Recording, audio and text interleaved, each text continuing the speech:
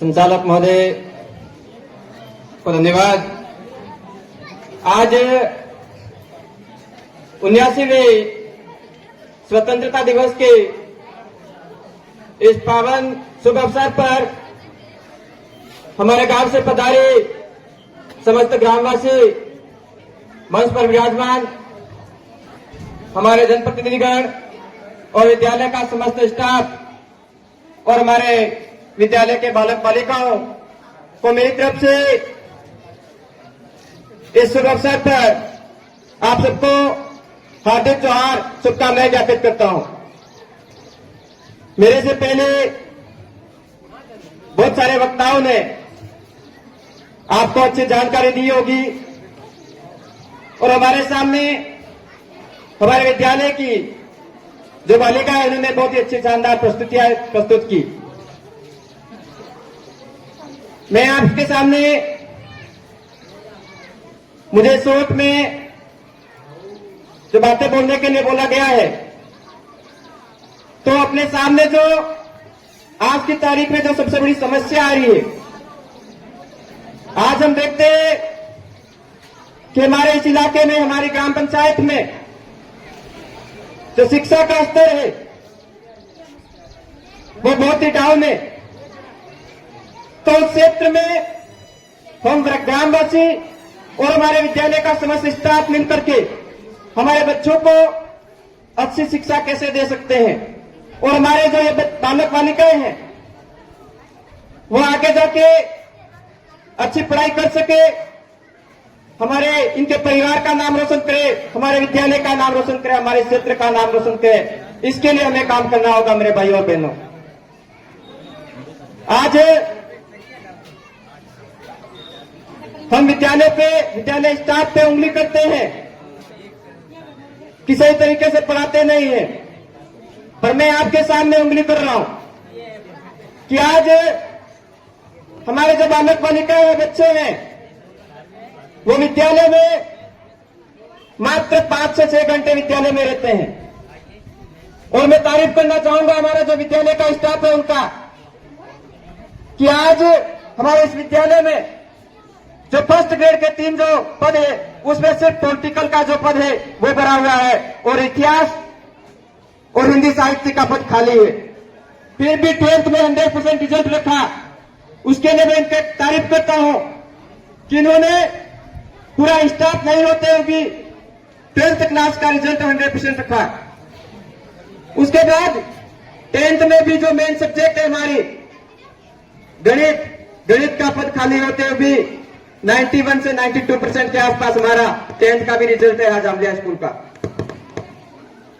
पर आज मैं ये बातें इसलिए बता रहा हूं कि हमारे विद्यालय में हमारे बच्चों के प्रति जो मेहनत है, लगन है, वो काफी अच्छी है। पर आज हम देखते हैं कि जो अभिभावक बच्चों के प्रति घर पे ध्यान नहीं देते हैं, बहुत ही बड़ी लापरवाही करते हैं।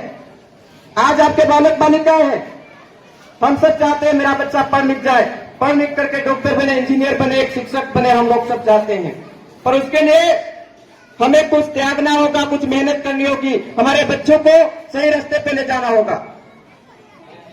आज हम हमारे इन्हीं बच्चों के सामने बहुत सारे अभिभावक दारू पीते हैं, बहुत सारे अभिभावक गुटखा खाते, विमल खाते, तंबाकू खाते, और कोई मेहमान आके इन्हीं बच्चों के साथ में आप सारी चीजें मंगाते हो। तो मेरे कहने का मतलब यह है कि हमारे बच्चों का जो प्रथम पाठशाला होती है वो परिवार है और सेकंड पाठशाला हमारा विद्यालय है। यहीं से बच्चे का जो सीखने की क्षमता होती है, बोलने की क्षमता होती है, समझने की जो क्षमता होती है, यहीं से विकसित होती है। तो मेरा आप सभी ग्रामवासियों से निवेदन है कि आप चाहते हो कि मेरा बच्चा पढ़ लिख करके कुछ करे, कुछ बने, आपका नाम रोशन करे, तो घर पे समय देना होगा आपके बच्चों को।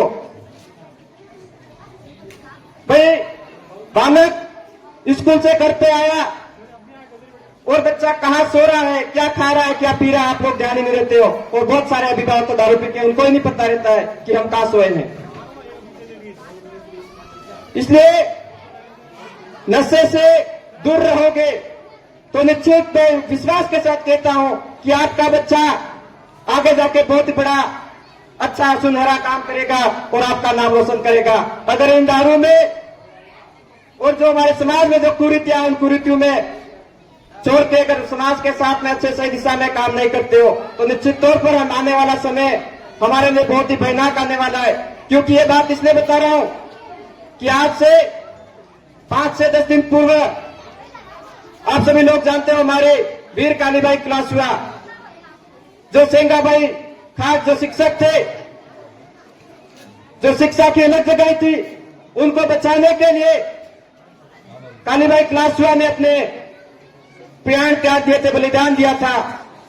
जो हमारा 5वीं क्लास की जो अंग्रेजी की बुक थी उसमें उनका इतिहास लिखा हुआ था, पर उस इतिहास को हटा दिया। तो हम ये सरकार से भी कहना चाहते हैं कि हमारे आदिवासियों का जो इतिहास है, हमारे समाज का जो इतिहास है, उसके साथ छेड़छाड़ी नहीं करे तो निश्चित तौर पर हम हमारे बालकों के साथ में, हमारे जो संगठन है उनके साथ में बहुत बड़ा आंदोलन कर सकते हैं। क्योंकि आज इन बच्चों को उनका इतिहास पढ़ते हैं तो उनमें जोश और जुनून होता है कि हमारे जो बालिका थी मात्र 13 साल की, उसने एक शिक्षक को बचाने के लिए प्राण दिए थे। तो इन बच्चों में भी अच्छा शिक्षा के प्रति जागरूक होकर पढ़ाई करने में अच्छा मन लग सकता है। पर यह कहीं न कहीं सोची समझी साजिश है कि हमारे इतिहास को किस तरह से खत्म किया जाए।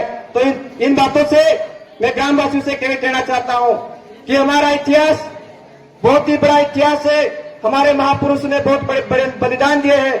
हमारे महापुरुषों ने अंग्रेजों से लड़ाई लड़ी, राजा रजवाड़ों से लड़ाई लड़ी, तब जाके हमें यह आजादी मिली है।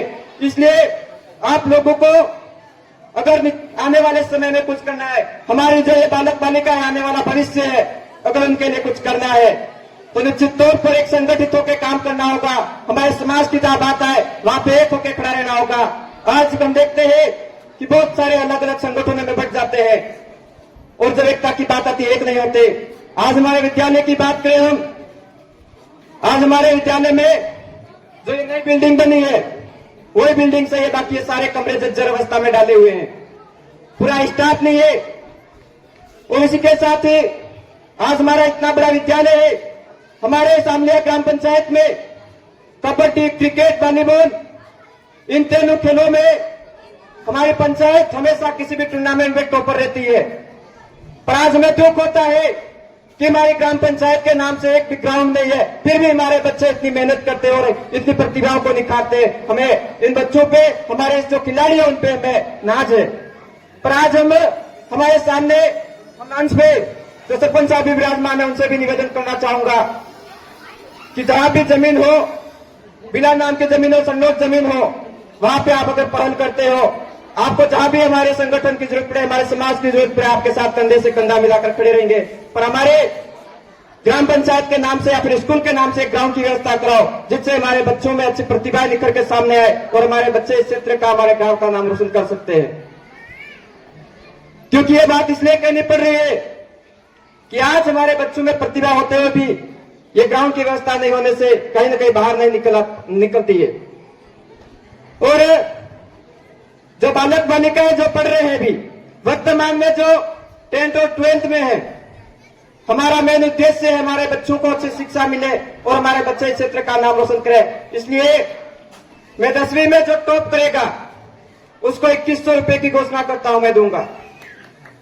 उसी के साथ ही 12वीं में भी जो टॉप करेगा उसको भी मैं 2100 रुपए की घोषणा करता हूं।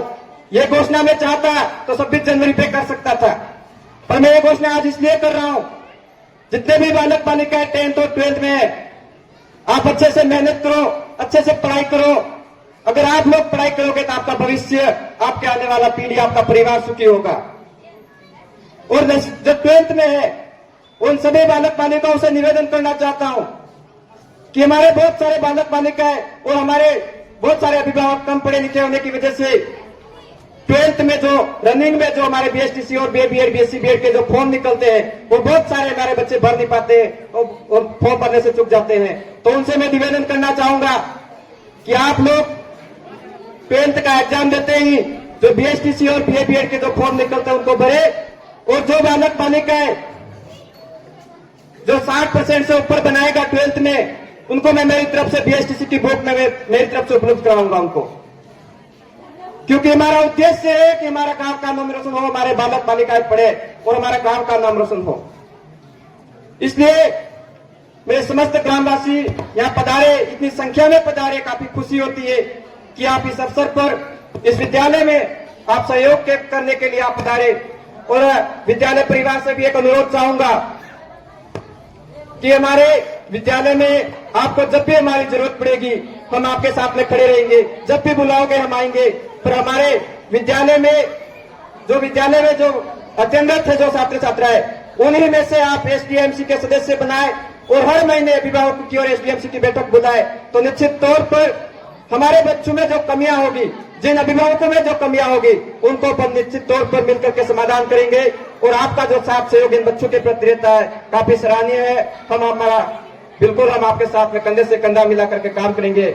और इस शुभ अवसर पर जो हमारे भगवान थे बिरसा मुंडा, उनकी जो तस्वीर है वो मैं विद्यालय परिवार को भेंट करना चाहूंगा, क्योंकि आप पूरा स्टाफ नहीं होते हो भी इन बच्चों के प्रति इतनी मेहनत करते हो और इतना संघर्ष करते हो हमारे बच्चों के लिए। इसके लिए मैं पूरे विद्यालय परिवार को यहाँ मंच पे आगे सामने बुला करके ये बिरसा मुंडा की जो तस्वीर है वो भेंट करना चाहूंगा, क्योंकि हमारे आदिवासियों के इतिहास के लिए बिरसा मुंडा ने बहुत ही बड़ी संघर्ष भरी लड़ाई लड़ी थी और हमारे भगवान के रूप में आज उनको माने जाते हैं। तो वो मैं तस्वीर आज हमारे विद्यालय को भेंट करना चाहूंगा। तो वो आगे है और इस पावन अवसर पर मुझे बोलने का मौका दिया, आप विद्यालय परिवार ने मुझे यहाँ पे मान सम्मान दिया, उसके लिए आप सभी का दिल की गहराइयों से धन्यवाद जोहार करता हूँ। और इन्हीं के साथ ही मेरी बात को ही विराम करता हूँ। जय जोहार, जय संविधान, जय भारत। बहुत बहुत धन्यवाद। बहुत ही अच्छी ओजस्वी वाणी में आपने बच्चों का मार्गदर्शन करने का प्रयास किया है। विशेषकर नशे के संबंध में आपकी कही गई बात का मैं 100% समर्थन करता हूं, क्योंकि यहाँ की जो दशा और दिशा है हमारे गांव की बहुत ही अच्छी नहीं कही जा सकती। सच्ची बात हमेशा कड़वी लगती है, लेकिन सच्ची गोली असर भी करती है और हमारे शरीर के अंदर जो बीमारी है उसको काफी दूर करती है। इसलिए जो अभिभावक पधारे, कोई बुराइयां वगैरह है तो उसको थोड़ा सा 2 मिनट देकर सभी साथी पधारना इधर। स्टाफ के सभी साथी स्थानीय विद्यालय के मंच पर पधारें।